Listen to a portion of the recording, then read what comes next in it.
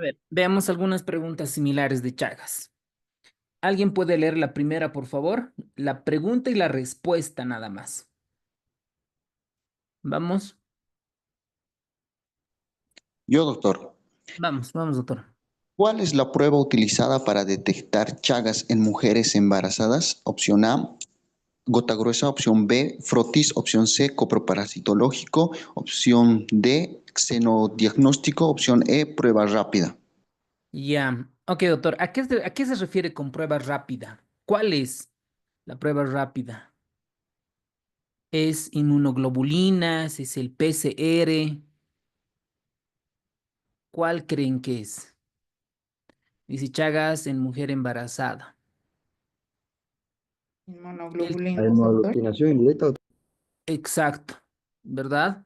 Esta prueba rápida, en realidad ese término no deberíamos de usar, ¿no? O sea, han debido de escuchar la prueba rápida para detección de VIH, ¿no? Luego se repite, luego se confirma con Western blot, etc., ¿verdad? Hay varias pruebas de diagnóstico por generación en VIH, ¿no? La última es la cuarta generación. En cuanto a su sensibilidad, especificidad, aumenta mucho. Cuando solo es Chagas, ahí la respuesta es gota gruesa, ¿no? Cuando solo es Chagas porque tenemos que ver al parásito, al tripomastigote, cuando solo es Chagas.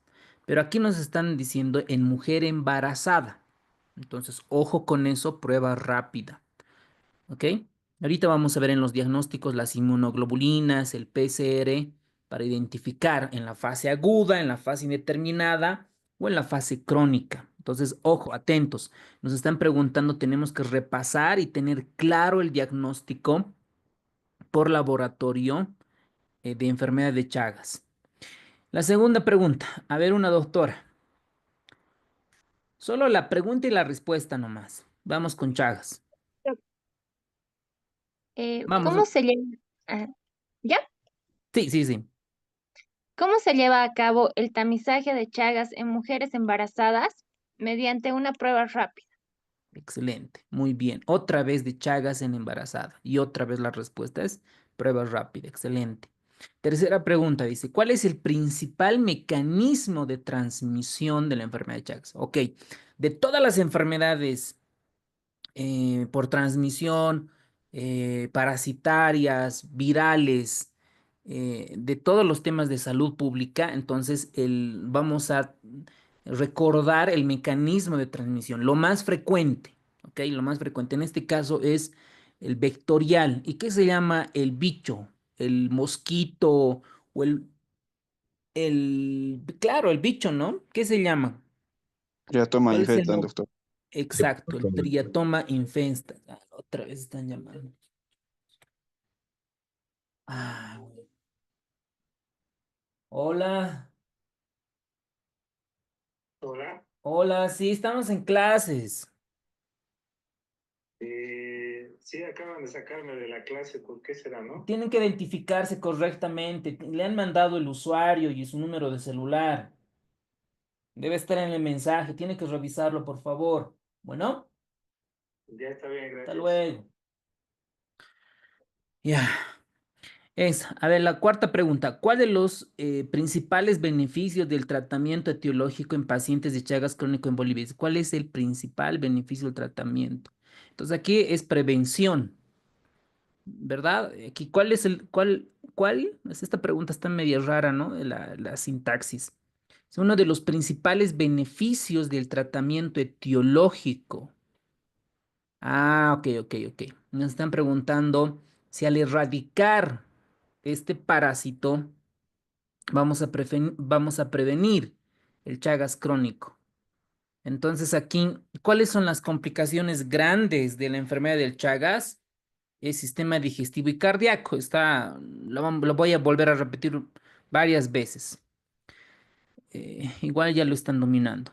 En el tratamiento etiológico de la enfermedad de Chagas, ¿cuál es el medicamento que con mayor frecuencia causa dermatitis? Ah, esta pregunta está ya difícil, ¿no? Es una pregunta ya difícil. Porque ¿cuál es el tratamiento de elección o de primera línea en Chagas?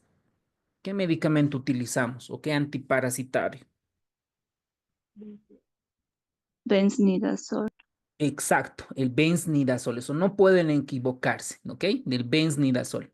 Del medicamento, del benznidazol, nos están preguntando cuál es el efecto adverso más frecuente y cuál causa o qué está causando dermatitis. Uno de los efectos adversos más importantes del benznidazol es la dermatitis inducida por medicamentos, ¿no? El famoso rash.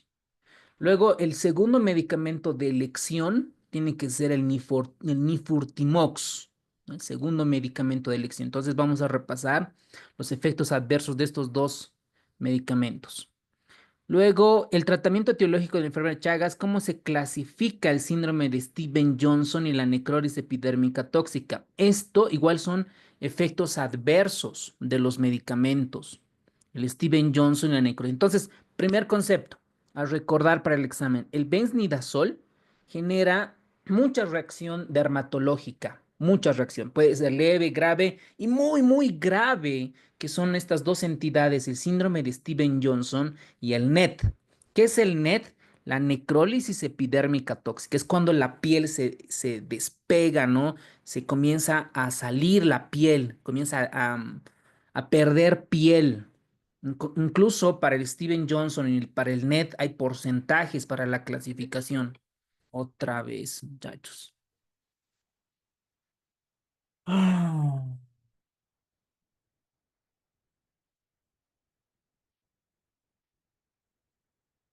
Entonces, tanto el síndrome de Steven Johnson como la necrólisis epidérmica tóxica es una reacción adversa grave, muy grave. Esto básicamente pasan a la unidad de cuidados intensivos para dar soporte. ¿Y por qué mueren estos pacientes? Por la coinfección, por la coinfección. Sobreinfección en realidad el término, ¿no? Porque no es que al mismo tiempo, no es coinfección, sino por la sobreinfección bacteriana que hacen una infección hacia tejidos blandos y llegan a choque séptico y tienen gran mortalidad. ¿Cuál de los mecanismos de transmisión del Trypanosoma cruzi que se registra menos frecuente en nuestro país? Esta pregunta igual, menos frecuente. Se supone...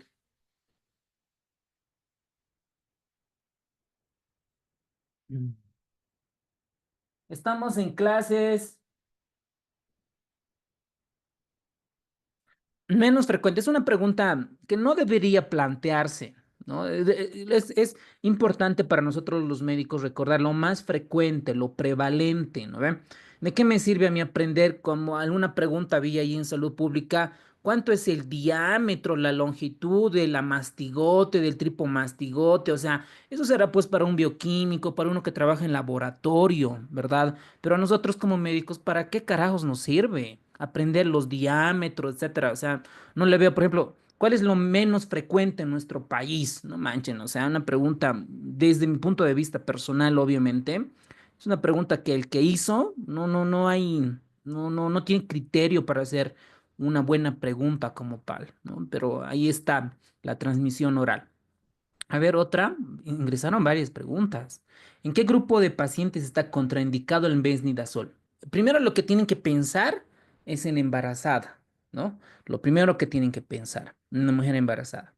Y el otro es en fallas renales, fallas hepáticas, fallas cardíacas. Y entre los tres, lo más frecuente es la parte renal y hepática. Entonces acá vamos a buscar las opciones. Pacientes con, no hay mujer embarazada, ni pacientes con insuficiencia hepática y renal, lo que más se acerca.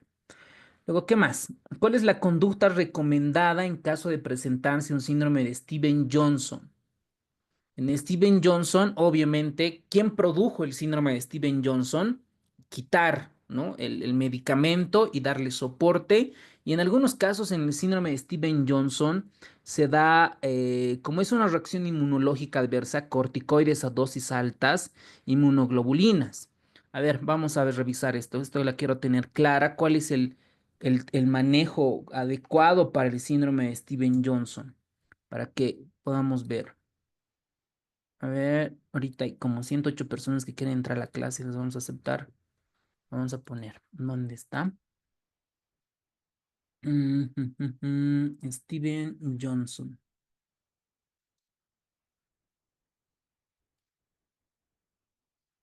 Ahí está. Vamos a ver.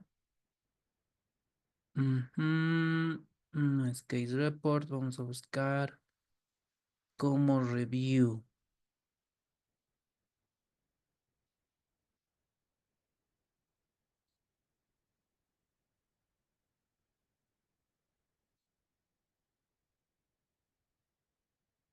Ahí está. No, está mal acá.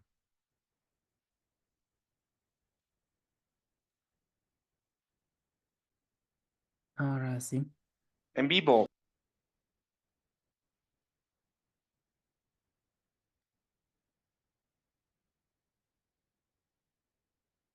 A ver esta.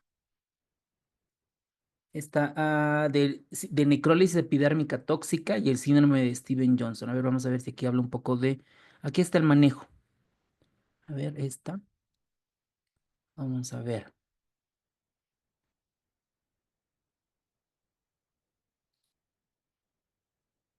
Entonces, el mesnidazol para salud pública genera graves reacciones dermatológicas. Ahora, a ver, creo que este está como manejo, management, diagnosis, aquí ya está. A ver, esta es de 2021.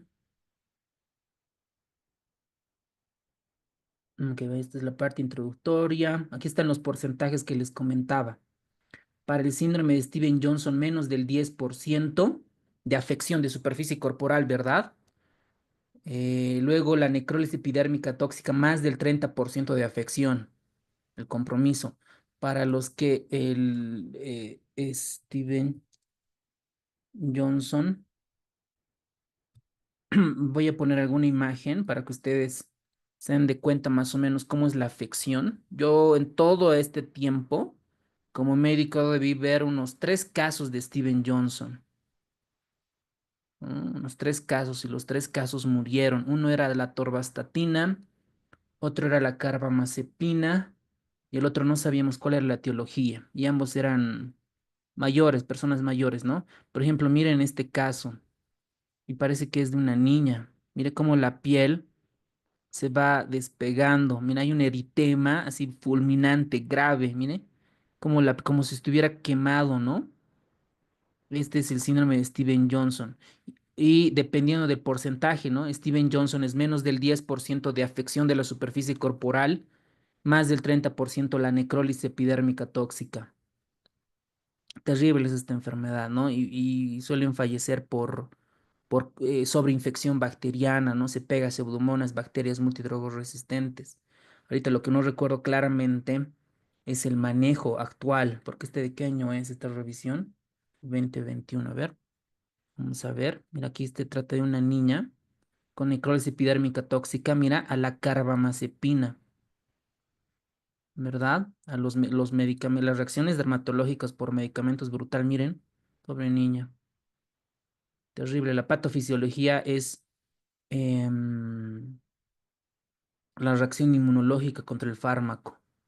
Aquí habla las drogas, los medicamentos que están asociados al síndrome de Steven Johnson y al NET. Miren los antiepilépticos. Yo vi un caso de carbamazepina. Aquí está los AINES, allopurinol, antibióticos y no está acá, ¿no? El besnidazol. Diagnóstico diferencial. Si ustedes ven algún caso de reacción dermatológica por besnidazol es para reportarlo. Cualquier revista internacional les van a aceptar. Aquí hay diagnósticos diferenciales, ¿no? Eritema mayor multiforme y otras. Un poco de anatomía patológica, la necrólisis epidérmica, cómo se van los queratinocitos despegando. Aquí un poquito de anatomía patológica, la diferencia y el manejo. A ver acá, esta es la clave. ¿Dónde está? Si lo puedo traducir para que todos puedan entender.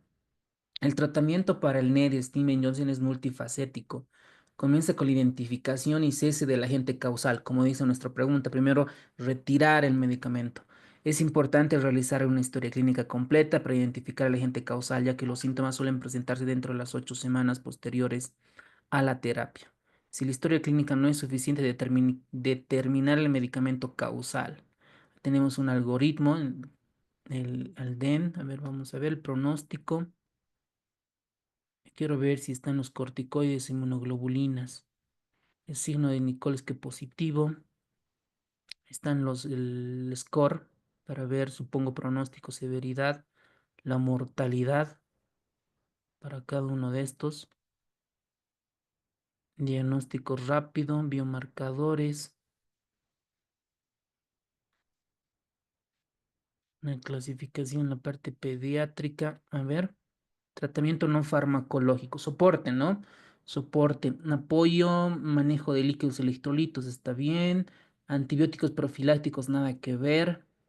Tratamiento fármaco. Debido a la rareza de la enfermedad, pocos estudios prospectivos han analizado la eficacia de terapias adyuvantes específicas. Como resultado, no hay un estándar. Ok, pues con razón, no hay un estándar de atención establecido en relación al tratamiento farmacológico. Debido a la naturaleza inmunológica, se cree, ¿no?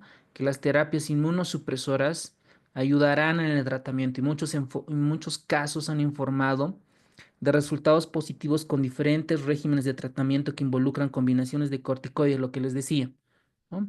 Los corticoides, inmunoglobulinas, inmunosupresores como la ciclosporina e inhibidores del TNF-alfa.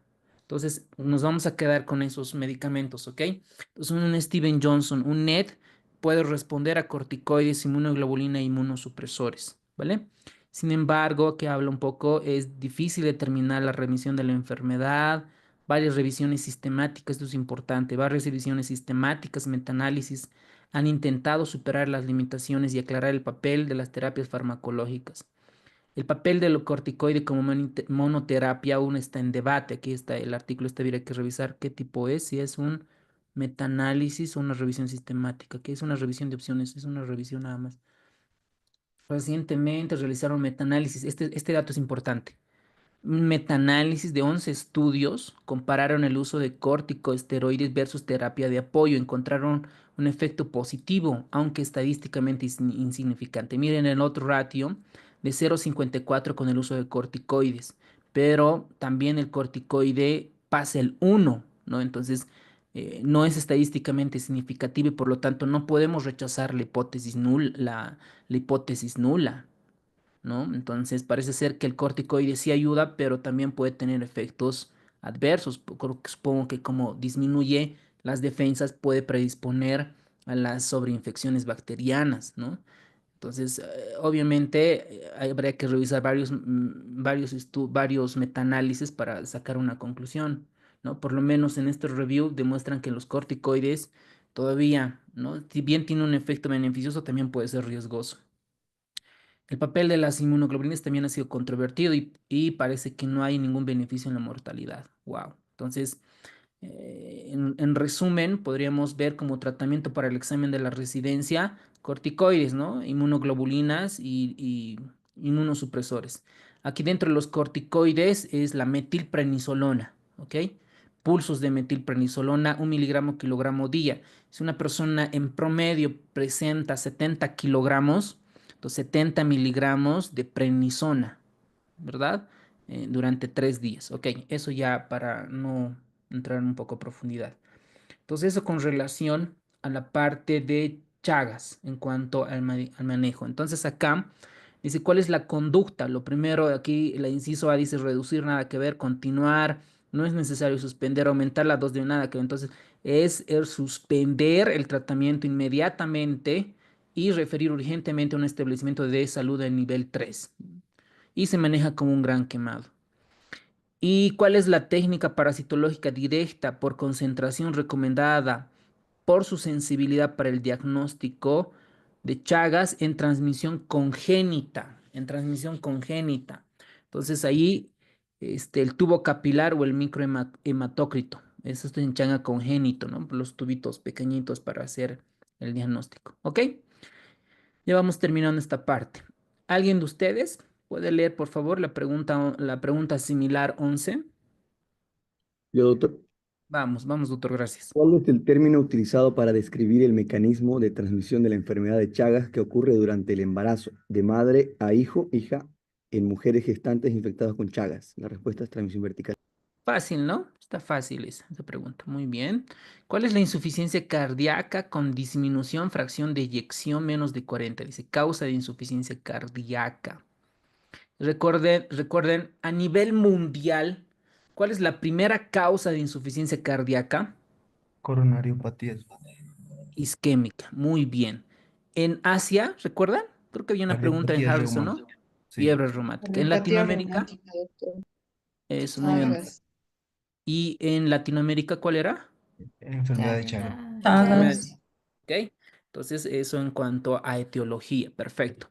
Entonces, aquí nos están preguntando falla cardíaca con FEBI, miocardiopatía hipertrófica, pues el mismo nombre dice hipertrófica, puede tener un gasto alto, ¿no? Por sarcoidosis, hemocromatosis, infarto de miocardio. Infarto de miocardio puede tener una falla cardíaca con FEBI menos de 40. Otra vez, ¿no? Pues tienen que mejorar las preguntas. Incluso ahí le había puesto el comentario, ¿no? También el infarto de miocardio puede dañar el músculo cardíaco de manera significativa, lo que conduce a una insuficiencia cardíaca con disminución de la FEBI menos de 40%, ya que afecta directamente la capacidad del ventrículo izquierdo para bombear la sangre. Por lo tanto, la D y la E pueden ser las respuestas. Totalmente de acuerdo. Ok, entonces un paciente con infarto, ¿por qué se muere? Pues por choque cardiogénico, ¿no ve? Porque no hay FEBI, no hay buen gasto cardíaco, entonces el inciso E también es la respuesta. Una hemocromatosis que afecta al músculo miocardio y llega a una insuficiencia cardíaca igual puede llegar, entonces esta pregunta igual hay mucho por mejorar, ¿ok? Entonces, ojo con eso, ¿ok? Tener cuidado. El tratamiento ya lo domina. El tratamiento etiológico de un niño afectado con Trypanosoma cruzi es benznidazol. La segunda de elección es el nifurtimox. Pues las otras, no, el benznidazol, todos están dominando ahí. Indica el mecanismo de importante de la transmisión del Chagas. Esa es buena pregunta, ¿no? Lo más frecuente, lo común, hacer el abordaje diagnóstico, el tratamiento, son buenas preguntas. Entonces, vectorial, ¿no? Por el bicho, por la vinchuca, el triatomino. Indica el mecanismo de transmisión vectorial, otra vez, ¿no? Preguntada de diferente manera, ¿no? Otra vez la vectorial. Y para terminar, en Bolivia el tratamiento etiológico de la enfermedad de Chagas se realiza con benznidazol. Benznidazol es de primera línea. Y la de segunda línea es el Nifortimox, ¿no? El Nifortimox es el medicamento de segunda línea. ¿Ok? Perfecto. Después aquí un poquito de etiología. Ya esto lo pueden repasar en 30 minutos. A ver, vamos a retroalimentar con el tema. Vámonos. Entonces, Chagas. ¿Qué es el Chagas? A ver, aquí tenemos un caso clínico. Probablemente al final les comente del caso, porque es una reactivación del caso. Primero veámonos qué es el. A ver, voy a minimizar esto, me está perjudicando. Ya, ahora sí. Muy bien, hay otra vez personas que quieren entrar. Ya. ¿Qué es el Chagas? El Chagas fue descubierto por el señor Carlos Chagas en 1909. ¿En qué país? En el Brasil, ¿no? Carlos Chagas. El agente etiológico es el famoso Trypanosoma cruzi, ¿no? Esto incluso como cultura general, como bolivianos, tenemos que saber.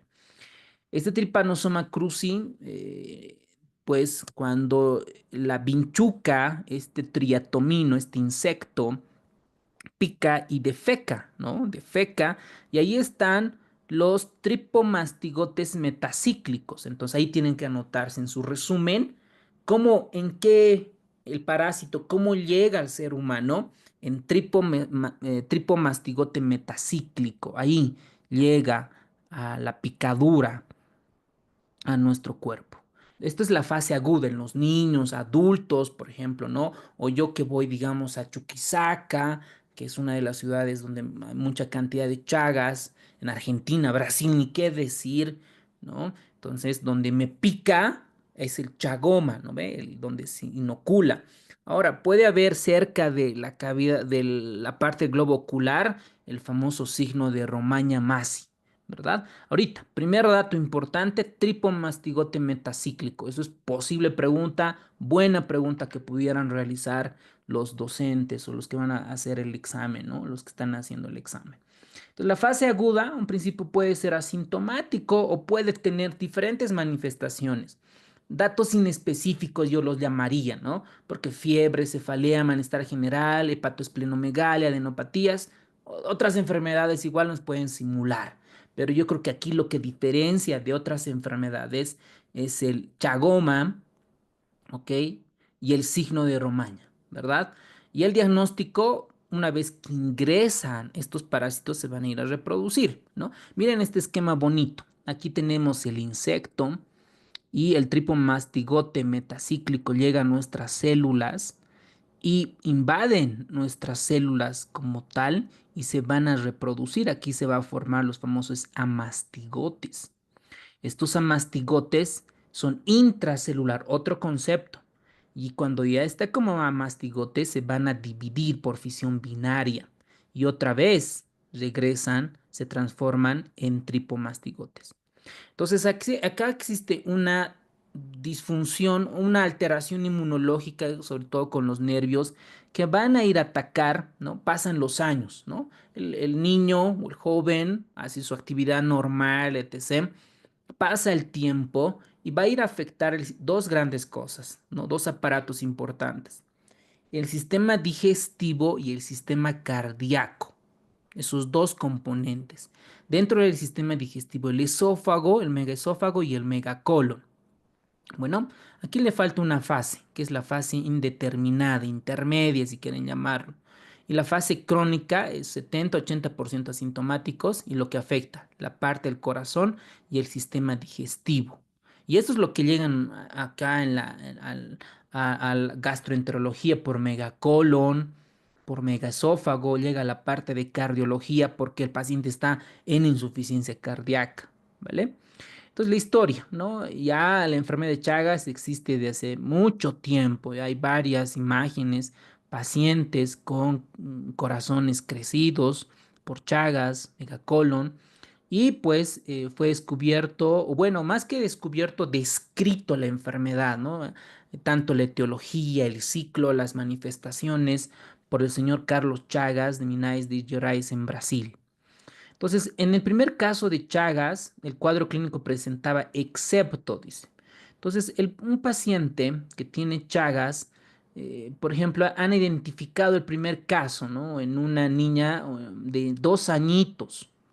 El paciente tenía fiebre, tenía el hígado crecido, el vaso, pequeños ganglios y un edema en la cara, porque miren, imagínense que a nivel del ojo derecho le picó el triatomino, la vinchuca, ¿no?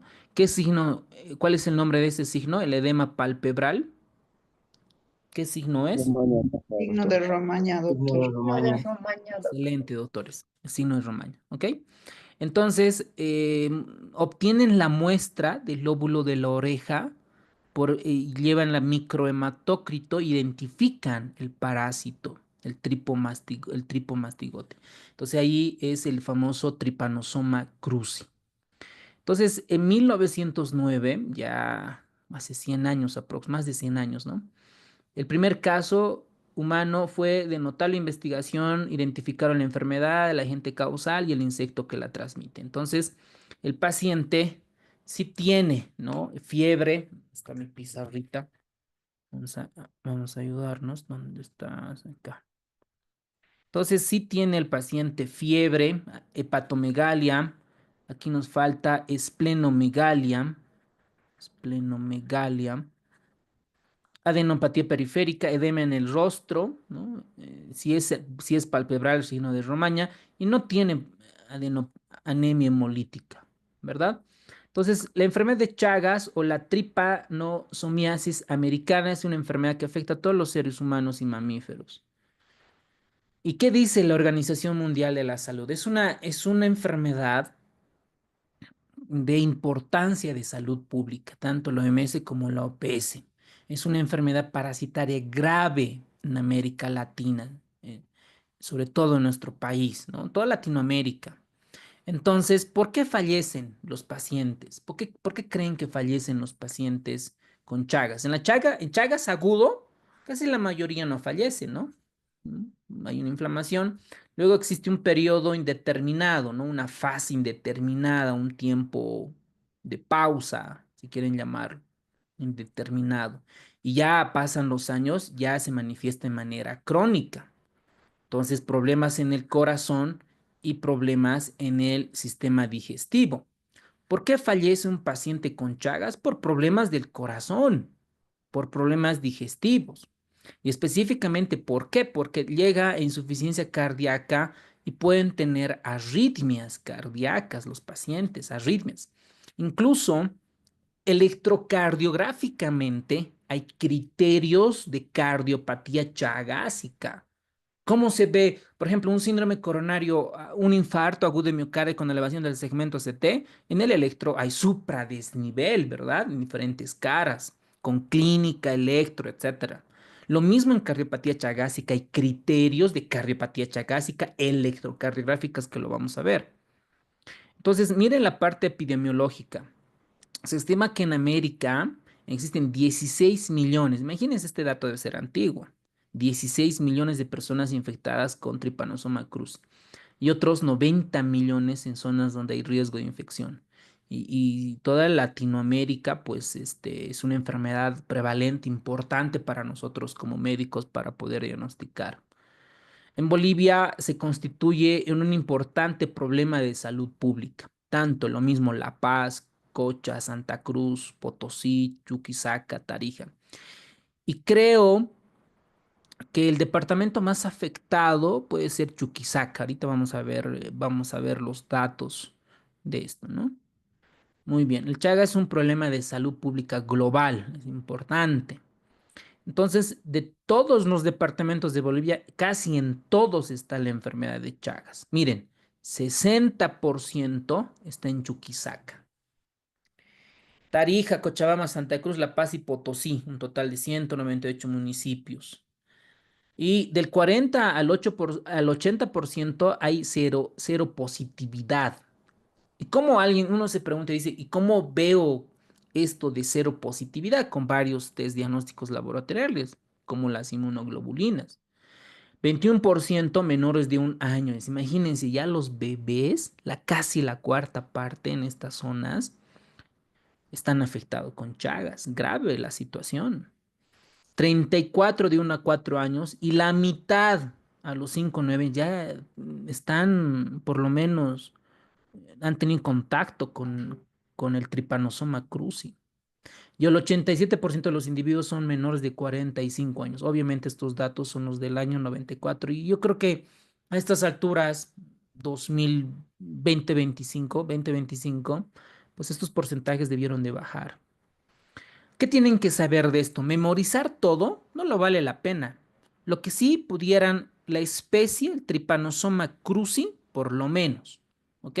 Pero ¿cuál es el reino, subreino, filón, subfilón? Está bien para investigar, como teoría, para una tesis, para una publicación, pues está bien, pero como clínico, ¿no? Para hacer diagnóstico, manejo, prevención, etcétera, ¿de qué me sirve que eso mastigó Fodor, ¿no? O sea, una pregunta que tenían que realizar sin relevancia, sin importancia, pero sí el agente etiológico, ¿no? El Trypanosoma cruzi. Ahora, en cuanto a la morfología, esto les gusta preguntar, ¿no? Esto en parásito, en los exámenes de la res y ¿no? Les encanta preguntar. El protozoario presenta básicamente tres formas, ¿ok? El amastigote que lo vamos a ver. Miren, el amastigote, un redondito con sus kinetoplastos y algunos otros organelos. El epimastigote y el tripomastigote. Epi, cuando hay un poquito, ¿no? Un poquito de cola y el tripomastigote ya tiene una gran cola que lo vamos a ver uno por uno. Para que nosotros podamos imaginarnos cómo son estas fases, estos pasos de estos parásitos, primero es entender el ciclo, lo básico, lo, lo, lo que nos podamos acordarnos para el examen. Primero, ¿no? Lo que nosotros vamos a tener, que digamos tenemos un bicho, ¿no? La vinchuca, el triatoma. Este triatoma va a alimentarse, va a picar a una persona que ya tiene el Chagas, ¿no? Entonces pica y se alimenta de la sangre que ya está infectada, ¿no? Entonces, crece hay un ciclo ahí que lo vamos a ver en la vinchuca, pero una vez que ya la persona, a ver, otra vez están las alarmas sonando, manche.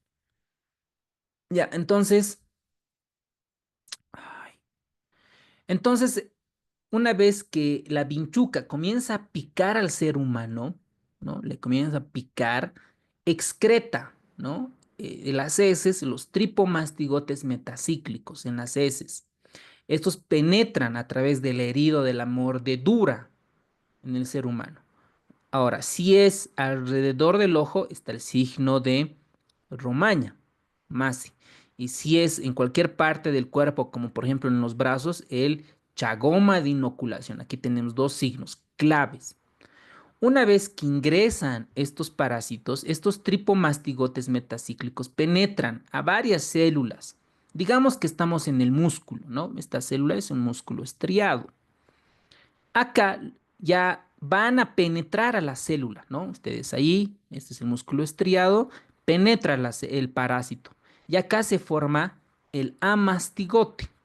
Entonces, el amastigote. Y comienzan a dividirse varios parásitos hijos. ¿Por qué mecanismo se multiplica, se divide por fisión binaria?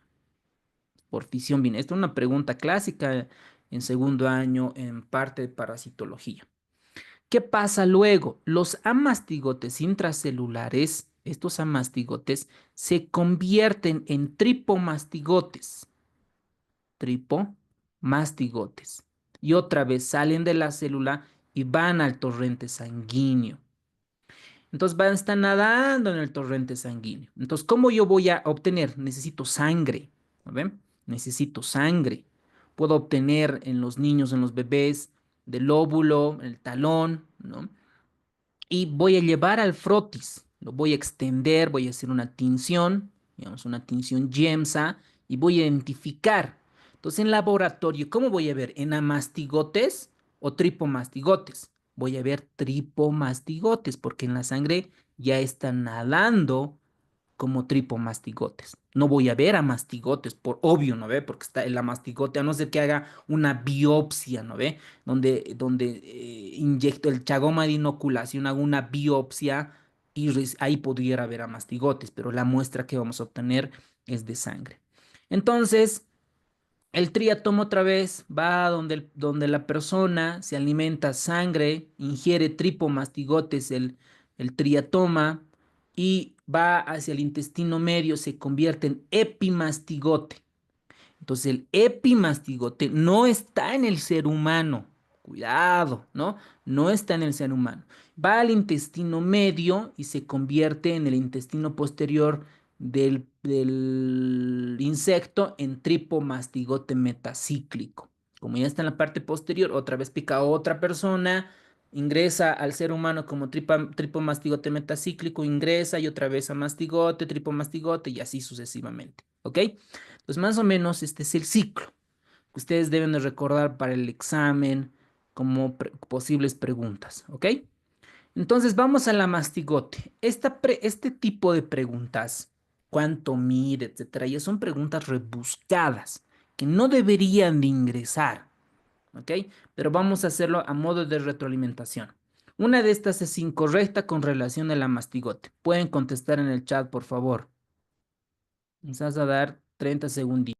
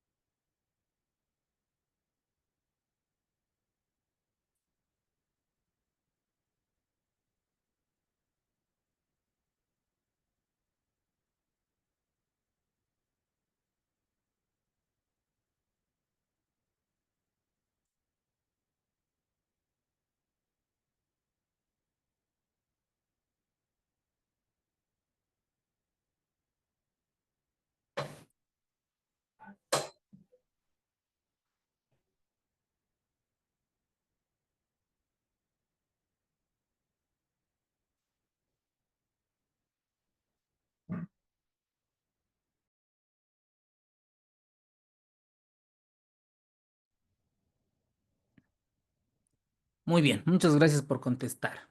Entonces, el amastigote, doctores, ¿está en el ser humano o está en el triatomino? ¿En dónde está el amastigote? ¿Y de dónde viene el amastigote? El ser humano, doctor. Ya, muy bien. A ver, si nosotros nos enfocamos en el ciclo, primero deberíamos describir el tripomastigote, luego describir el amastigote, y luego el epimastigote y seguir con el tripomastigote metacíclico. Así lo haremos. Primero veremos el tripomastigote metacíclico, cómo ingresa al ser humano, donde por acá debe de estar. El tripomastigote, ahí está. El tripomastigote, cómo ingresa al ser humano, para que ustedes puedan recordar, y es la forma infectante. Tiene la forma de una C o una S. Miren la imagen, qué bonita acá, ¿no? Esto es lo que tenemos que ver en la sangre, el tripomastigote. Presenta un núcleo alargado, presenta un kinetoplasto posterior, miren acá, kinetoplasto posterior. En su extremo posterior se origina un flagelo que emerge del cuerpo y contornea la membrana, y esta forma no se divide, la forma infectante. ¿Por qué tiene flagelo? Para que se pueda movilizar, ¿no? Fácilmente. Luego del tripomastigote, ¿cuál viene? El epimastigote, el amastigote, ¿cuál viene, doctores? Amastigote. El amastigote. Muy bien, entonces vámonos al amastigote. Ahí está. Entonces, posteriormente llega una célula, digamos un músculo estriado, este es su núcleo, y el amastigote comienza. No tiene flagelo, ¿no? Es una forma ovalada el amastigote. Tiene un diámetro más o menos de 3 a 4 micrómetros. Presenta un núcleo central, ahí está su material genético ADN. Presenta su quinetoplasto. Ay, no sé qué vamos a hacer, doctores. Hay gente que no entiende, ¿no? Hay gente que, pues... Bótelos, doc.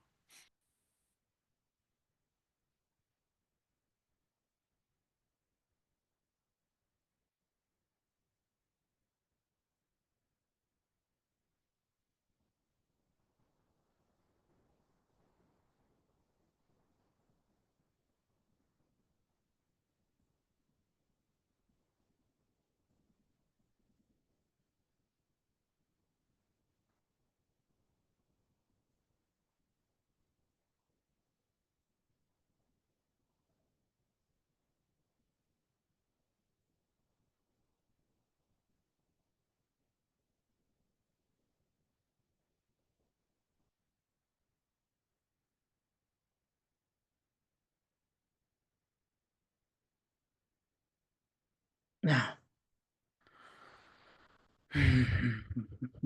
¿Dónde estamos? Ok. A ver, veamos esta imagen.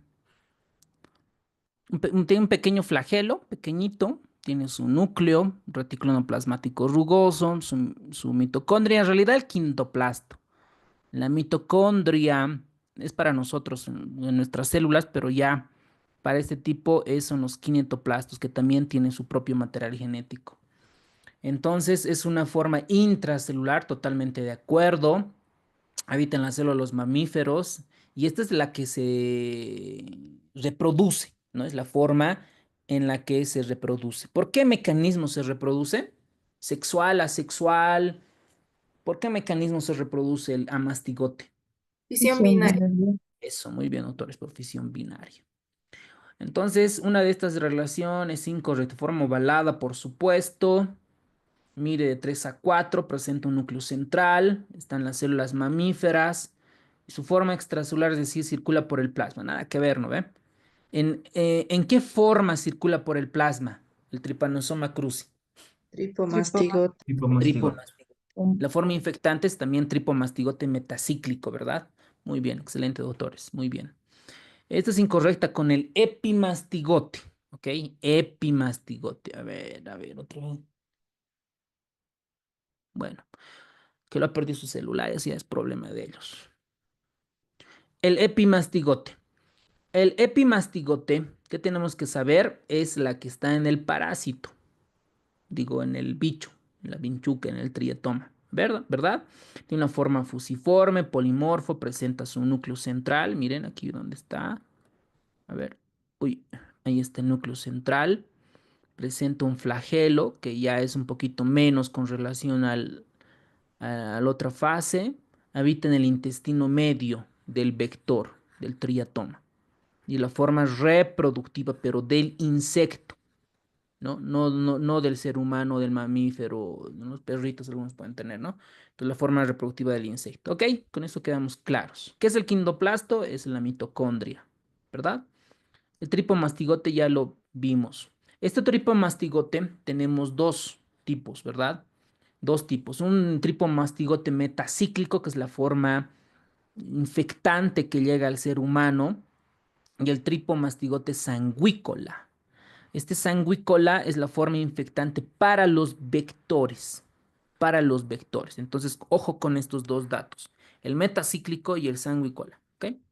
Muy bien. Entonces, las formas parasitarias, el amastigote que ya la describimos, el epimastigote y el tripomastigote. Con eso queda claro. El ciclo ya lo explicamos. La transmisión, ¿cómo se transmite? Hay una transmisión vectorial del vector, en este caso es el triatomino, ¿no? Triatomino. La transmisión no vertical.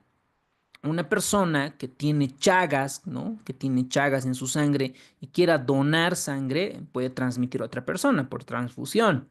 Tenemos también el congénito y otras formas raras, ¿no? Por ejemplo, se han descrito pacientes que reciben trasplantes.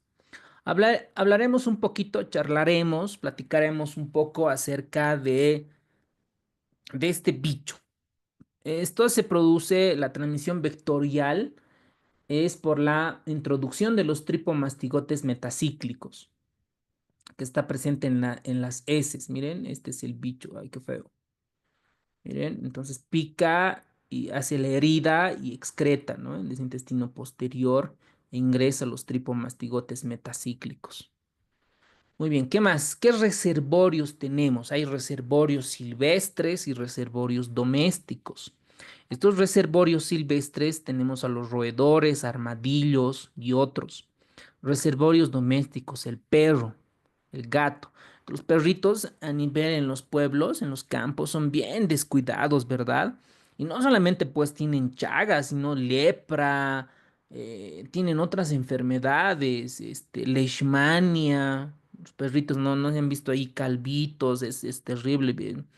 Los parásitos es terrible en los pueblitos, pobres animalitos, ¿no? Pero también en los reservorios domésticos se han identificado los perros, conejos, gato, aves, que son reservorios domésticos. ¿Cuál es el vector del Chagas? Nadie puede fallar. ¿Cuál es el vector?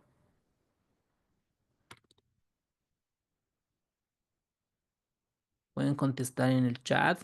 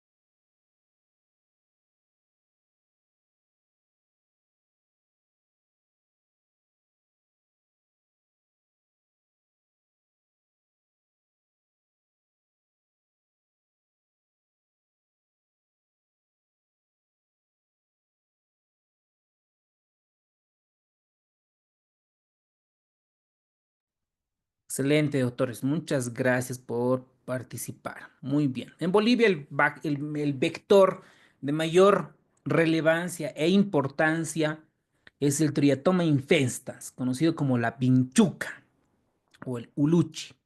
Otro vector, listo, Triatoma sórdida. ¿Tienen que aprendérselo o no? Lo que sí tienen que aprender sí o sí es el Triatoma infestans.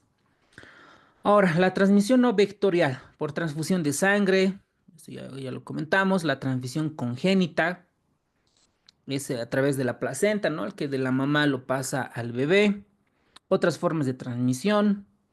El periodo de incubación. Esto sí nos pueden preguntar, doctores. Y nos pueden pescar en curva. Y muchos libros, artículos pueden leer, pero estos puntos de corte cambian. Entonces, ¿qué tenemos que saber? Incubación, ¿no? Entra el bicho y comienza, no da clínica, nada de síntomas. Entonces va desde 4 a los 12 días como término medio y puede prolongarse hasta 40 días. Entonces de 4 a 12, para los que van a ir a pelear por un solo puesto, especialidades de 4 a 12 podrían memorizar. Y el periodo de incubación es clínicamente silencioso. Obviamente el paciente está asintomático. Bueno, la fase aguda. Entonces, habíamos visto que el Chagas en los niños, bueno, un adulto joven o la primera vez uno que vaya a Chuquisaca, está la fase aguda, ¿no? Donde signo de Romaña, inoculación, fiebre, hepatoesplenomegalia, adenopatías periféricas, ¿no? La fase aguda. Luego hay una fase indeterminada que el paciente está asintomático. Otra vez. Ah, no voy a contestar. Ya, y luego viene la fase crónica, la fase crónica. ¿Qué tenemos que saber acá? El diagnóstico, ¿cómo voy a hacer en esta fase? ¿Cómo voy a hacer el diagnóstico en esta fase? Y lo mismo en la parte crónica. Y la otra, igual, ¿cómo es el tratamiento?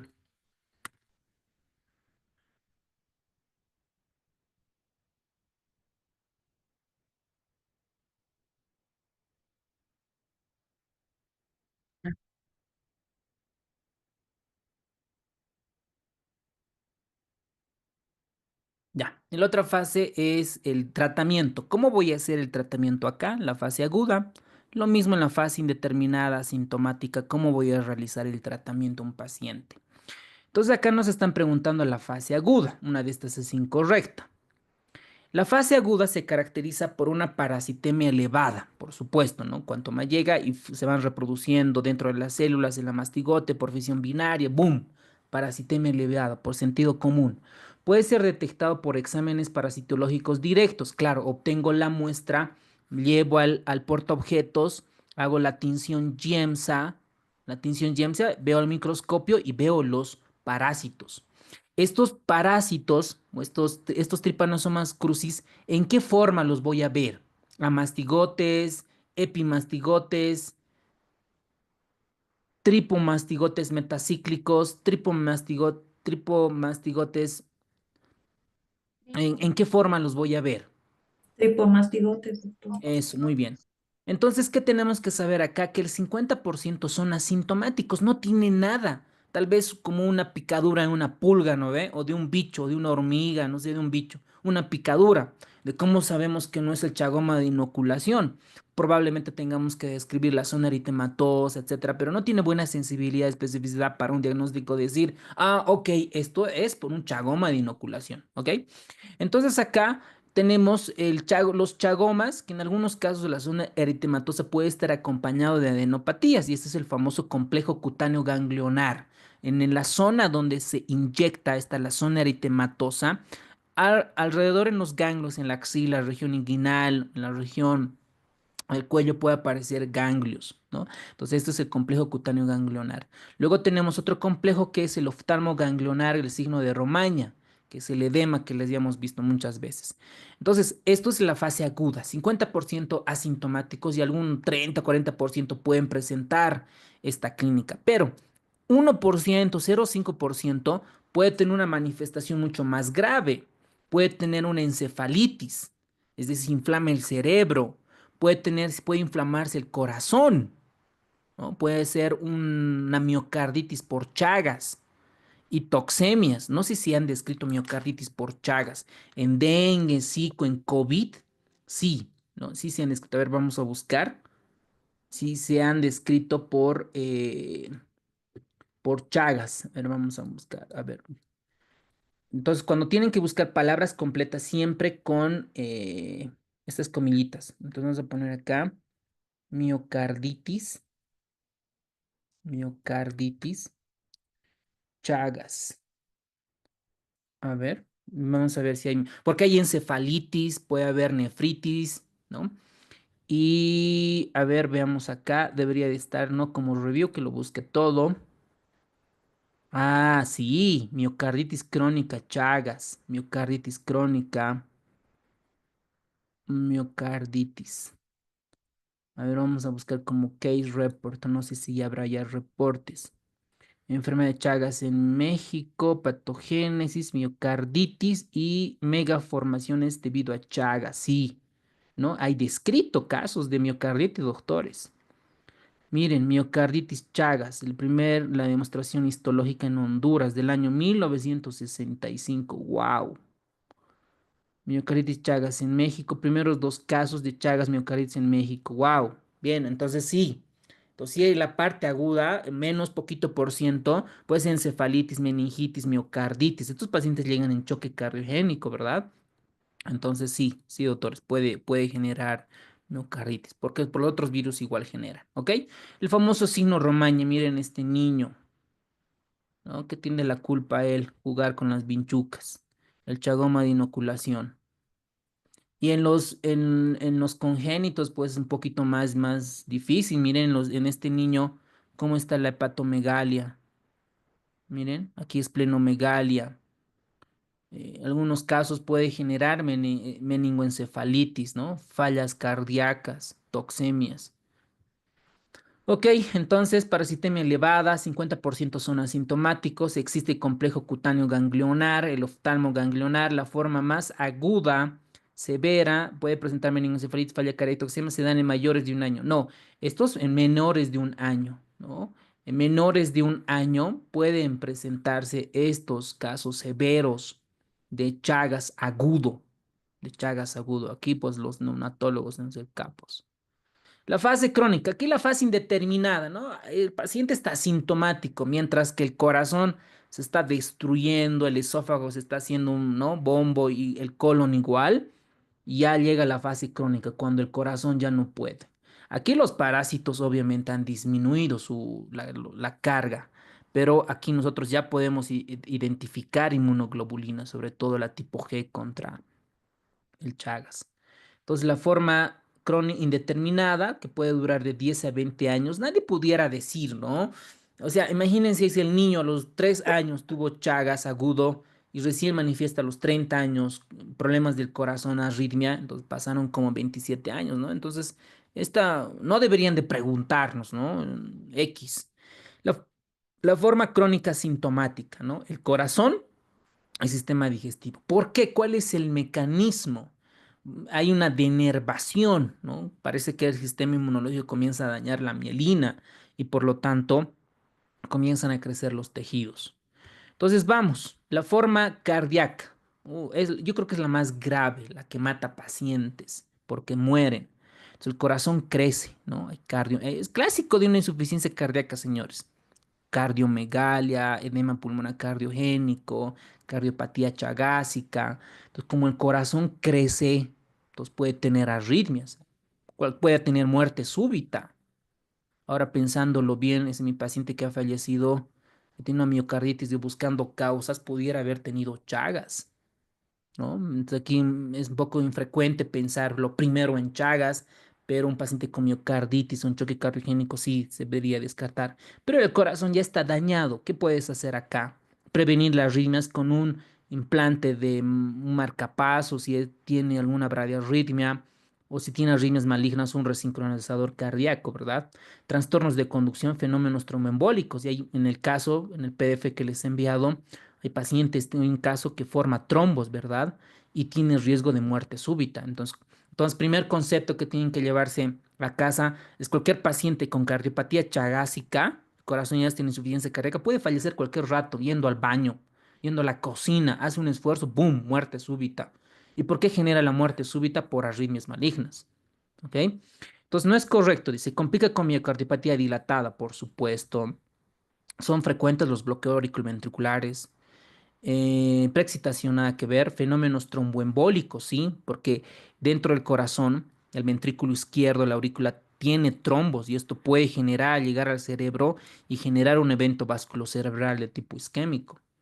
Bueno, luego la forma digestiva, dos cosas, el megaesófago y el megacolon. Todos los pacientes con megacolon pues tienen estreñimiento. Puede generarse abólvulo. Han debido ver cuando han rotado cirugía o han visto pacientes con vólvulos, megacolon. El cirujano tiene que, ¿no?, devolvular o hacer la colostomía, quitar el colon. Entonces, algunos de estos suelen ser por chagas, por chagas. La tripanosomiasis cerebral, la verdad es que nunca lo he visto, solo lo sé por teoría que puede presentarse, ¿no? Puede llevar como una masa, una lesión tumoral, y esto obviamente con biopsia, con anatomía patológica se puede ver, ¿no? Ahora, ¿qué nos dice nuestra referencia bibliográfica? Hay una fase aguda, no le explica la fase indeterminada y la fase crónica. Fuentes de infección, la más frecuente vectorial. La forma crónica indeterminada, indeterminada permanente y la forma crónica determinada. La forma cardíaca, digestiva, neuronal o mixta. ¿Cuál de estas tres es la más frecuente? Creo que es la cardíaca, ¿no? Habría que hacer un estudio, ¿no? De todos los pacientes con Chagas, ¿cuál es la más afectada? Seguramente lo hay, alguna revista latinoamericana o la de Brasil sobre todo. Muy bien, entonces acá en esta fase aguda vamos a detectar parásitos, ¿no? Vamos a ver al parásito, mientras que en la forma crónica vamos a identificar anticuerpos, anticuerpos. A ver, digamos ahorita nos llega un paciente con cardiopatía, o sea, llega con falla cardíaca, ¿no? Disnea, edema, etcétera. ¿De dónde viene, señor? Ah, yo vivo en Chuquisaca. Vivo en Tarija, ahí tengo mi familia. Ok, hay que descartar Chagas. Ok, ¿qué le vamos a pedir? Parásitos, gota gruesa, microhematócrito, o le vamos a pedir anticuerpos. ¿Qué le vamos a pedir, doctores, a este paciente? Viene por falla cardíaca. Anticuerpos, ¿no? A ver, veamos un laboratorio con el que trabajo. Vamos a ver, entramos a su página y vamos a ver qué tipo de estudios tienen para detectar si tienen anticuerpos, si tienen hemaglutinación o algún otro tipo de cosas. A ver, vámonos a su médicos. Y a ver, ¿dónde están? Tun.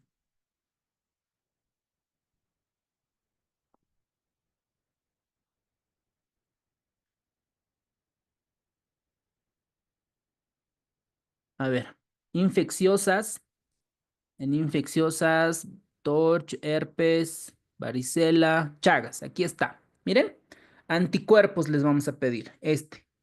Trypanosoma cruzi, anticuerpos IgG, IgM. Pero aquí lo que estamos buscando es la IgG, para ver si tiene cariopatía chagásica. Y tiene también por otros métodos como el AI para detectar Chagas. Entonces esto le pedimos al paciente, ¿no? Y le hacemos un electrocardiograma para ver si cumple ciertos criterios electrocardiográficos para Chagas, ¿no? Entonces con esos laboratorios los pedimos. Y en la enfermedad, el diagnóstico de Chagas en la fase aguda se busca el parásito y en la fase crónica vemos los anticuerpos tipo IgE. Puede ser, como les comentaba, la hemaglutinación directa, el AI que hay en nuestro medio, y los anticuerpos para Chagas, ¿verdad? En el laboratorio que les he mostrado no tiene, por ejemplo, inmunofluorescencia indirecta o el ELISA. Probablemente en el CELADIS o en otros laboratorios más sofisticados podamos tener este tipo de métodos para identificar. Bueno, muy bien. Ya terminando, el diagnóstico para Chagas agudo es con el técnica del tubo microhematócrito. Preguntado, preguntado ya en los exámenes de la residencia. La fase aguda es ver al parásito. ¿Cuál es la técnica? Es el tubo capilar o microhematócrito. Micro. Es decir, yo saco la sangre, la muestra, miren el pacientito como el microhematócrito heparinizado, le pongo a preparar que no se coagule, le llevo a la máquina, ¿cómo se dice? Lo centrifuga, lo libera entre glóbulos rojos, glóbulos blancos, y lo lleva al microscopio y ahí detecta, ¿no? De una sensibilidad del 90 al 95%. Objetivos entre 10x, 40x y unos 45 minutos. Ahora, espero que no nos pregunten objetivos, ¿no? ¿Qué tipo de objetivo voy a usar? 10x y 40x, o sea, X, o sea, una pregunta ya para el laboratorista, para el técnico, pero no para nosotros, ¿no? Imagínense que nos pregunten cerrar el extremo con plastilina, ¿cuántos segundos? A 5000 revoluciones por minuto, no manchen, ¿no? O sea, no. Entonces, la técnica de la concentración consiste en colocar en la sangre, bla, bla, bla, heparinizado, una velocidad. Esto no sé, o sea, no tendrían, ¿no? Preguntarnos cuántas revoluciones, etcétera. Entonces, es el diagnóstico especialmente para los recién nacidos y niños. Esto sí, clave. Potencial posible pregunta de examen que ya ingresó y puede volver a ingresar. Ojo con este dato. El Strout, ok, esto no le vamos a tirar mucha bola porque es otro método de concentración de parásitos, pero no es la que frecuentemente se utiliza, mucho menos los pasos, ¿no ve? La coagulación 5 a 10 ml a 600 revoluciones, esto es la parte técnica, ¿no? Los técnicos de laboratorio sí tienen que dominar para hacer esto, pero nosotros como médicos, no tanto. La gota gruesa es otro método de diagnóstico que pueden confundirse. ¿Ok? Solo en Chagas en la fase aguda. Tengo la muestra, 3 gotas, lo desfibrinizo y veo con 10x ya. Aquí ya no es con otro, ¿no? Aquí en el micro hematócrito teníamos con objetivos de 10x y 40x, mientras que acá cambia. Y no me acuerdo si en qué enfermedad en salud pública preguntaron esto. El objetivo con cuánto se ve. Ahorita lo vamos a ver. Tiene una sensibilidad del 50% menos, ¿no? El microhematócrito tiene mayor sensibilidad que la gota gruesa. Y podemos identificar el Trypanosoma cruzi. Muy bien, ¿qué más? El xenodiagnóstico. Ya esto es por teoría nomás, ¿no? Esto ya es para a los que les gusta la parasitología, les gusta la parte de buscar a los vectores, ¿no? Hay algunos profesores que les encanta esto y les ponen su propio nombre, ¿no ven? Entonces, el xenodiagnóstico es la técnica que aprovechar la capacidad tiene el Trypanosoma cruzi, su sensibilidad es del 90 al 100% en la fase aguda y en la fase crónica del 25 al 50%. Entonces, esto ya como teoría, en la parte práctica, pues un poco difícil, ¿vale? Este diagnóstico de laboratorio de Chagas agudo, aquí un poco de sensibilidad. Aquí lo que tenemos que recordar es cuál es mejorcito, ¿no? ¿Cuál es mejorcito la sensibilidad? El mejorcito, como ustedes ven acá, va a ser el xenodiagnóstico y la reacción de cadena de polimerasa. Pero la que más se utiliza, la que suelen preguntar, es el microhematócrito. Tiene buena sensibilidad, especificidad del 100%. Entonces solo necesitamos el microscopio, la centrífuga del tubo capilar y ya. ¿Ok? Y después los demás pueden, ¿no? Tienen buena rentabilidad diagnóstica. Ahora, a las pruebas inmunológicas, el ELISA, la hemaglutinación indirecta y por teoría, ¿ok? Por teoría, que sabemos que hay otros diagnósticos, pero que para el examen el microhematócrito, ¿ok? En la fase aguda y en la fase crónica, los anticuerpos. Bueno, aquí habla un poquito de la IFI. Aquí habla un poco igual de la sensibilidad y especificidad de los métodos diagnósticos, otros hemaglutinación indirecta, ELISA, la inmunocromatografía, etc, etc. Bueno, muy bien, el tratamiento. Ya con eso terminamos. El tratamiento en edad corta, si nosotros detectamos el Chagas agudo en la fase aguda, le vamos a prevenir que no tenga falla cardíaca, problemas digestivos, ¿no? Ese es el objetivo. Curación del paciente infectado y evitamos las cardiopatías, las megavísceras. Evitamos el Chagas congénito, disminuir el reservorio de parásitos y aumentar el grupo de donadores de sangre. Ese es el beneficio para tratar un paciente en la fase aguda. Y supongo que los médicos que trabajan, ¿no? Por Chuquisaca, Tarija, también en La Paz y otros, ¿no? Se hace los reportes de cada mes, ¿no? Cuántos pacientes yo he tenido, etcétera, etcétera, bla, bla, bla. Entonces, es importante hacerle seguimiento. Medicamentos. El primer medicamento de elección es el Bensnidazol. Segundo, el Nifurtimox. Tiene favorable respuesta 70%. ¿Qué dice la Organización Mundial de la Salud? Que a todo paciente con serología positiva debemos de dar el medicamento, ¿ok? Entonces, algunos profesores míos me decían, a ver, doctor, si un paciente ya tiene cardiopatía Chagas y que ya tiene megacolon, ¿para qué le va a dar tratamiento si ya está dañado? Pues, también tiene razón, ¿no? Pero la Organización Mundial dice que todos los pacientes con serología positiva debemos tratar si son pacientes.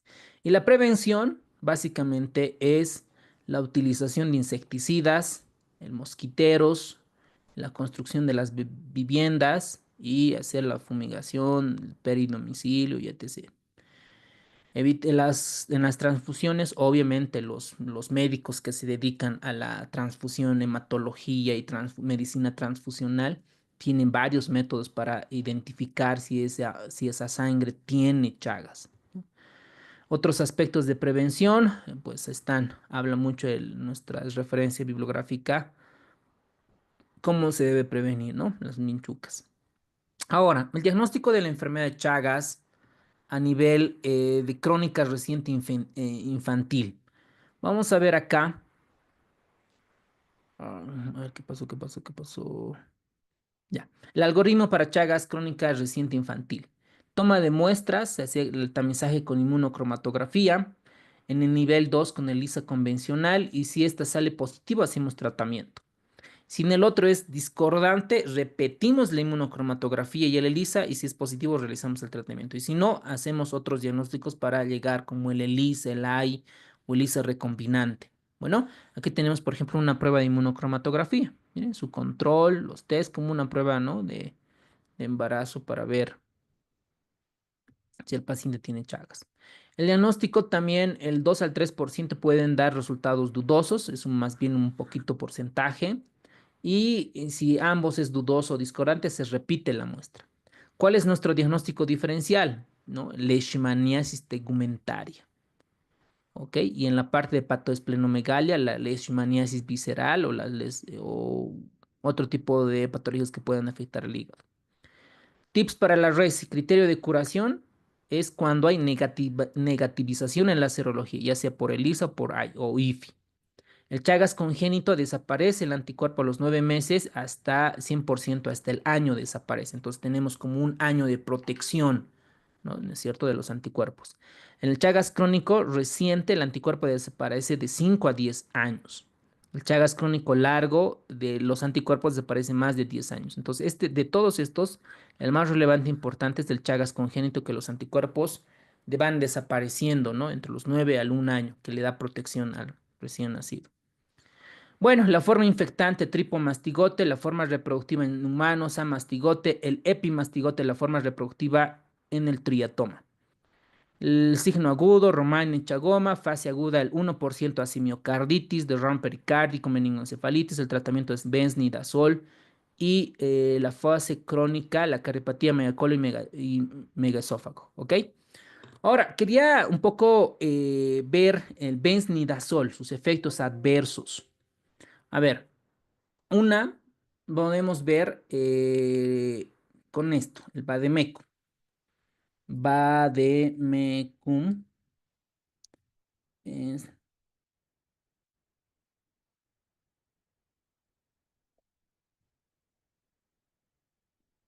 a ver, dentro de estas vamos a irnos a la parte de los efectos adversos. Indicaciones terapéuticas, Chagas, Modo de administración, reacciones adversas. Miren, los problemas en la piel siempre están presentes. Ahora, no. A ver, vamos a irnos entonces a PubMed. ¿Cómo está Peers? Vamos a irnos. Vamos a ver en qué casos, en qué porcentaje presenta men-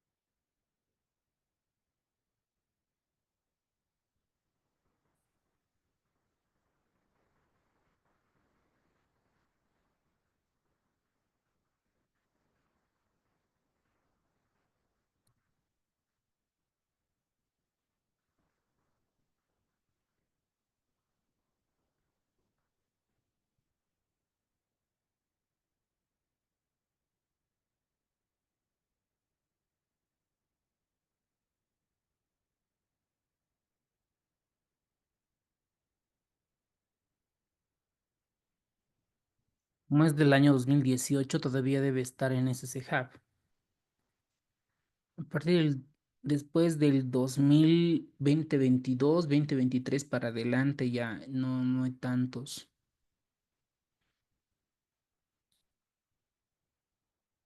No está. Entonces,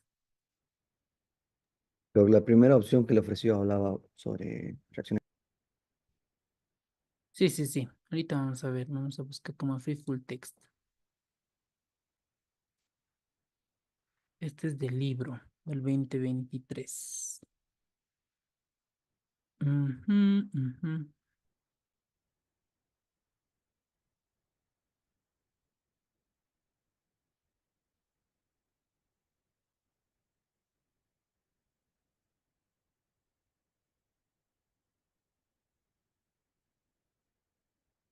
Eso está como open access.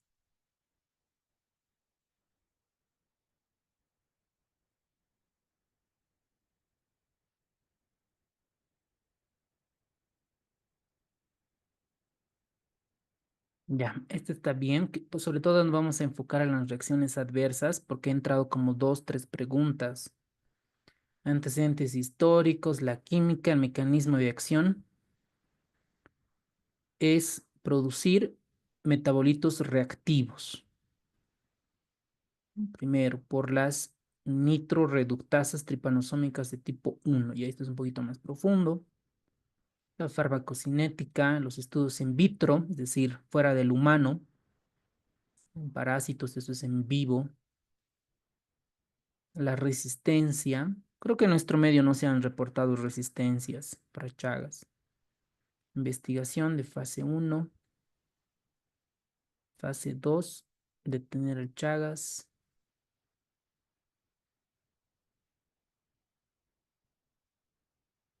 Necesitamos efectos adversos.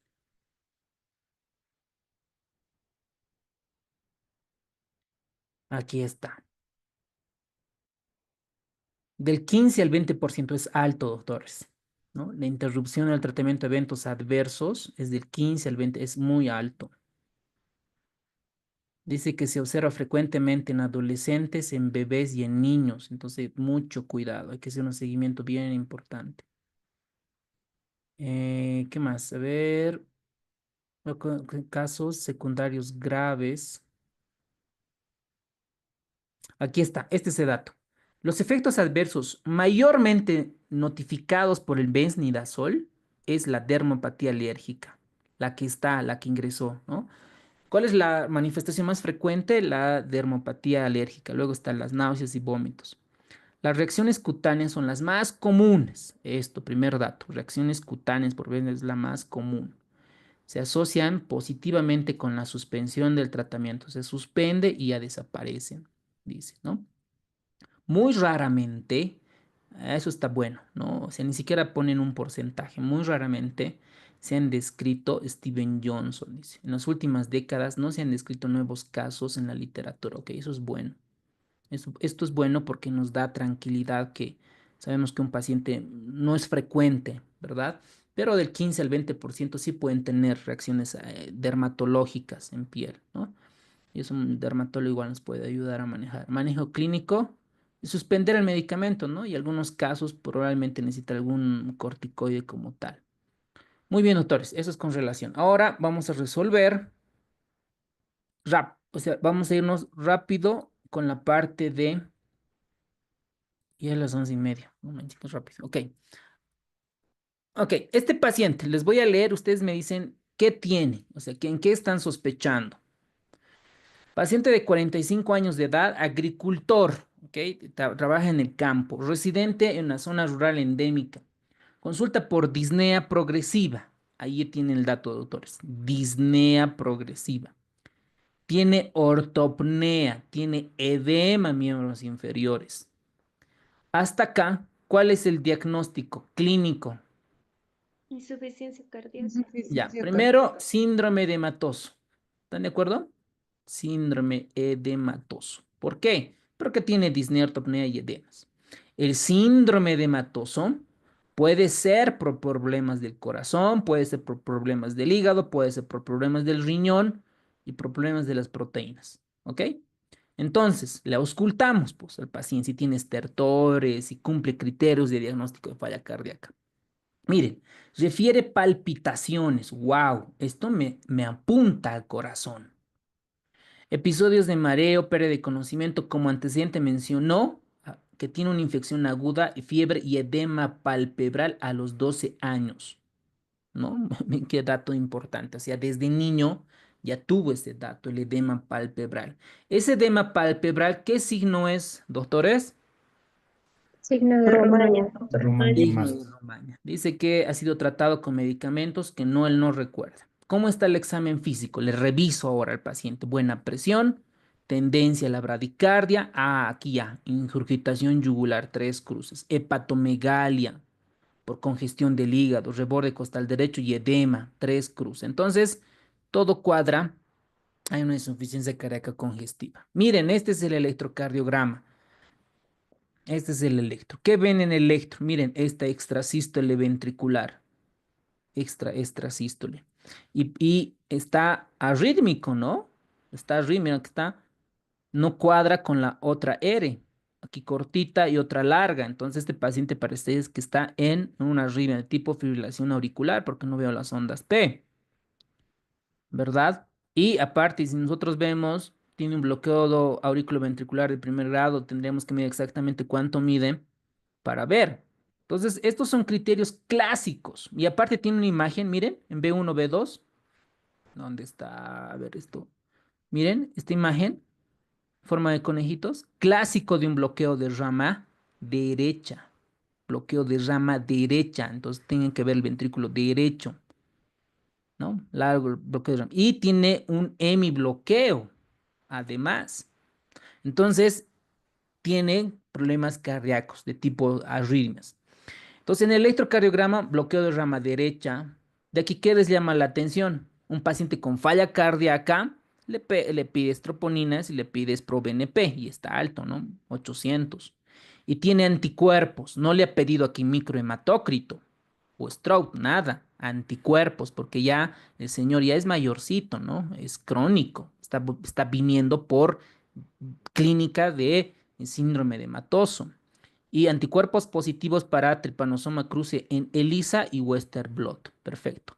La radiografía muestra cardiomegalia y congestión pulmonar, datos sugestivos de insuficiencia cardíaca. Y le hacen un ecocardiograma y muestra una FEBI de 35%. Entonces, este paciente tiene ICC con FEBI disminuida. ¿Qué ven en la radiografía? Cardiomegalia, edema pulmonar en forma de mariposa, ¿verdad? Edema pulmonar. Entonces, esto es un paciente que llega, que está en falla cardíaca. ¿Cuál es la fase clínica más probable? Dice, fase aguda, ¿será? El paciente tiene el signo de Romaña, chagoma de inoculación, hepatoesplenomegalia, adenopatías periféricas. ¿Tiene? No, ¿verdad? Dice, chao. Fase indeterminada, el paciente está asintomático. ¿Está asintomático? No, tiene datos de falla cardíaca. Moderada o severa. El paciente tiene ingurgitación yugular, tiene edema pulmonar, tiene disnea, pues forma crónica cardíaca severa. ¿Están de acuerdo? ¿No? Porque, muy bien. ¿Cuáles son las fases? La que hemos comentado. La fase aguda, la fase indeterminada y la fase crónica. La fase aguda, lo que hemos comentado. ¿Ok? Esto están dominando. Y el 1% hace miocarditis, hace meningoencefalitis. ¿Y en quién es frecuente, doctores? La miocarditis, la meningoencefalitis. ¿En quiénes? Adolescentes, niños. Niños menores de un año.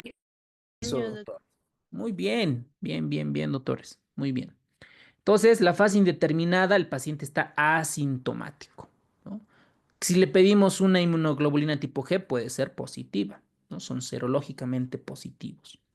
La fase crónica, que viene lo jodido, ¿no? O sea, lo complicado, pues. La miocardiopatía chagásica. Miren este ecocardiograma. Este es el ventrículo izquierdo, este es el ventrículo derecho y miren esto, coágulo, coágulo. ¿Verdad? Entonces la miocardiopatía chagásica hay bloqueo, esto acuérdense, bloqueo de rama derecha, bloqueo de rama derecha. Incluso hay un tipo de hemibloqueo además. Miocardiopatía biventricular, atrofia del apéndice, puede provocar un aneurisma ventricular y trombos. Mire, estos son los trombos, los coágulos, y que obviamente pueden generar accidente cerebrovascular. Tracto gastrointestinal, porque hay una alteración del plexo submucoso y el mientérico. Entonces puede llevar al megaesófago, megacolon. Muy bien. Ahora, ¿qué hallazgo electrocardiográfico es más característico de la enfermedad de Chagas crónico? Ahí está. ¿Cuáles son, doctores? ¿Qué podemos ver en el electrocardiograma en un paciente con Chagas? Bloqueo de rama derecha. Bien, doctores. Excelente. Muy bien. Entonces vamos a ver los criterios. Miren. ¿No? ¿Dónde está? Pues he puesto una diapositiva de cardiopatía chagásica. A ver, debe estar por acá. A ver, no sé si no he abierto mi presentación. Ok, ¿cuál es la complicación más temida de un aneurisma? Trombos. Ok, trombos, trombos, trombos, trombos, trombos. Trombos, trombosis ventricular. ¿Cuál es el biomarcador más útil para evaluar la insuficiencia cardíaca? ProBNP, ¿no? Entonces tenemos ProBNP. ¿Cómo se trata el ProBNP? Diuréticos, beta bloqueadores y EKCAs. Diurético para sacar el líquido. Beta bloqueadores para no exista arritmias, a no ser que esté en bloqueo auriculoventricular severo, un tipo MOBITS 2. ¿Cuál es la prueba diagnóstica? Dice, ¿qué prueba diagnóstica confirma la etiología chagástrica de miocardiopatía? ELISA, PCR, Western Blot, Stroud, serología positiva con dos técnicas diferentes. Dice, confirma Chagas por miocardiopatía. En la fase aguda, lo que vamos a ver es al parásito. Miren, este parásito, tripomastigote. Y también podemos hacer por PCR, detectar el material genético de este Trypanosoma cruzi. En la fase indeterminada y crónica vamos a detectar anticuerpos de tipo IgG. Bueno, entonces acá la serología positiva. Principal mecanismo fisiopatológico de la miocardiopatía. ¿Por qué el corazón se daña? ¿Cuál es la explicación fisiopatológica? La inflamación, ¿no? Hay una denervación de la inflamación crónica es la que genera. ¿Cuál es el mejor tratamiento para el paciente? Benznidazol, ¿no? Benznidazol es de primera línea y la segunda línea del Nifurtimox. ¿Qué complicación extracardíaca es común? Extracardíaca. Megaesófago, megacolon. Fácil. Megaesófago, megacolon. ¿Cuál es el criterio más relevante para indicar anticoagulación en este paciente? El coágulo, pues, ¿no? El coágulo, el aneurisma, el coágulo como tal. ¿Cuál de las estrategias preventivas es la más efectiva? Mosquiteros, vacunación, no hay vacuna, tratamiento masivo, con benznidazol. No, imagínate que a todos les demos benznidazol, no manches, uno de esos vamos a tener un Steven Johnson. Erradicación de reservorios, vacunación, fumigación de viviendas, ¿no? La medida más eficiente para erradicar esta enfermedad. Por esto es clave las subalcaldías de los pueblitos y demás, pues clave que inviertan en esto, fumigación de viviendas. ¿Cuál de los siguientes estudios es más útil para evaluar el pronóstico del paciente? Ecocardio con prueba de esfuerzo, ¿no? Principalmente. Pero aquí las guías de cardiopatía chagásica nos indican la resonancia magnética cardíaca. Muy pocas veces se ve, ¿no? Hacer una resonancia. ¿Qué hallazgo ecocardiográfico es característico de la miocardiopatía chagásica? Ecocardiográfico. A ver, hipertrofia concéntrica puede ser, insuficiencia valvular aórtica nada que ver, aneurisma apical con esta, el aneurisma, porque va a formar aneurismas y va a formar trombos. Esta es la que más se acerca. A ver, disfunción diastólica, hipocontaxina, no, esta la C es. Muy bien, doctores. Vámonos a dengue. En 6 minutitos, ¿no? En 6 minutitos nos vemos con la enfermedad de dengue y lo vamos a hacer súper fast. Vamos a terminar a las 12:15 para que estén libres para su almuerzo. Bueno, en 6 minutos nos vemos, doctores.